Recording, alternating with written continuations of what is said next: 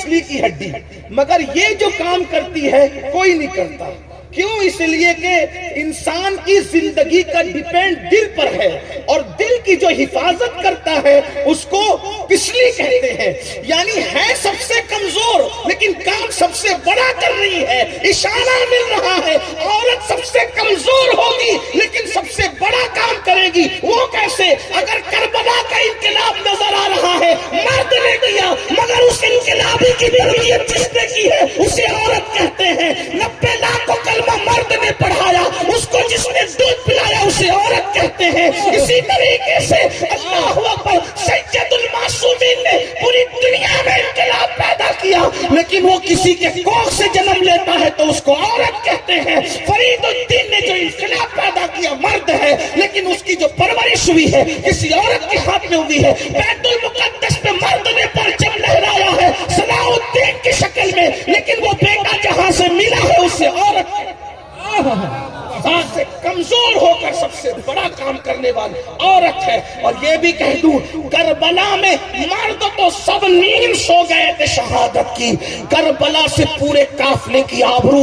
اور اس کی عظمت، اس کی عزت بچا کر جو صحیح سلامت گھر لائی ہے وہ کوئی مرد نہیں ہے، اسے بھی عورت کہتے ہیں۔ اس خاتون کو سیدہ زینب بنت فاطمہ اور بنت علی ہے۔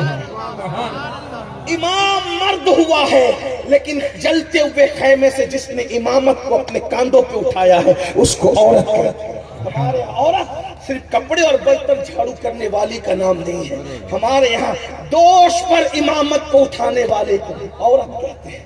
ہمارے یہاں کتنا یہ سیدہ زینب ہے، ہمارے یہاں کیا مقام ہے عورت کا۔ اگر الزام لگ جائے تو سورۃ النور نازل ہو، عورت کہتے ہیں۔ اگر اللہ چاہتا تو ذرے ذرے سے طہارت عائشہ بیان ہو جاتی، لیکن اللہ کو منظور نہ ہوا، کیونکہ ذرے بیان کرتے تو یہ ذروں کی زبان تھی، لیکن قدرت نے ان کو ان کے ذریعے سے سیرت باقی عائشہ بیان نہیں کروائی، کیونکہ محبوب کے حرم کا معاملہ تھا۔ قدرت کی کہ کلام نے خود ان کی طہارت بیان کی۔ کیوں؟ ذرے بیان کرتے تو معجزہ ہوتا، لیکن قرآن بیان کر رہا ہے تو ماننے والے بھی اور نہ ماننے والے بھی تراویح میں جب تک کہ عائشہ کی طہارت نہ پڑھیں گے اس وقت تک ختم قرآن کی سعادت حاصل ہے۔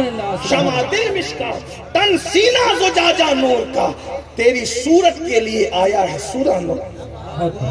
قرآن مرد پہ نازل ہوتا ہے لیکن جس کے بستر پہ آتا ہے اسے عورت کہتے ہیں۔ ہمارے عورت کا مرتبہ یہ ہے، پیر پھسل جائے عورت کا، پیر پھسل جائے عورت کا عرش سے سلام آتا ہے، اس خاتون کو دنیا خدیجۃ الکبریٰ کہتے ہیں۔ اگر ہرا پر پہلی اگر نہیں حقیقتاً یقیناً ہرا پر پہلی آیت مرد پہ نازل ہوتی ہے اور اس کانپتے ہوئے مرد کو جو ذمہ داریوں سے کانپ رہا ہوتا ہے کوئی کمبل اڑانے کا شرف حاصل کرتا ہے تو اسے عورت ہے۔ اسی طریقے سے نبوت آتی ہے مرد پر، لیکن سب سے پہلے پوری کائنات میں جو اس کی تصدیق کرتا ہے اسی کو عورت ہے۔ ترتیب تو یہ ہے، مردوں میں صدیق اکبر، بچوں میں مولا علی، عورتوں میں خدیجۃ الکبریٰ، لیکن مطلقاً اگر دیکھا جائے تو بہرحال پہلے تصدیق کرنے والی خاتون ہے۔ اگر وقت آگے رہا تو میں سیدہ خدیجہ کا کردار بھی پڑھوں گا، آپ کا ذوق سلامت رہا۔ میں سادات میں پڑھ رہا ہوں، اور سادات کتنے ہی دور ہو جائیں رشتے کے اعتبار سے، جذبہ حیدر کرار کبھی سرد نہیں پڑتا۔ تو بعد دو سال منگنی رکتی ہے، پھر منگنی ٹوٹ جاتی ہے۔ وجہ اس نے کہ منگنی کے بعد وہ سب کچھ ہو گیا جو شادی کے بعد ہوتا ہے۔ پھر لڑکا کہتا ہے مجھے وہ پسند نہیں، سب تو اس کا لوٹ لیا، اس کا پورا شباب چوس لیا، پسند نہیں ہے تو اب اس کو کون کرے گا؟ جو اپنے منگیتر کے ساتھ بائک پہ گھوم چکی، پورا محلہ دیکھ چکا، جہان دیکھ چکا، اب منگنی ٹوٹنے کے بعد اس کو کون کرے گا؟ یہ تباہیاں ہو رہی ہے۔ جب اسلام کی تعلیم کو پیٹ کے پیچھے ڈالو گے تب تباہی آئے گی۔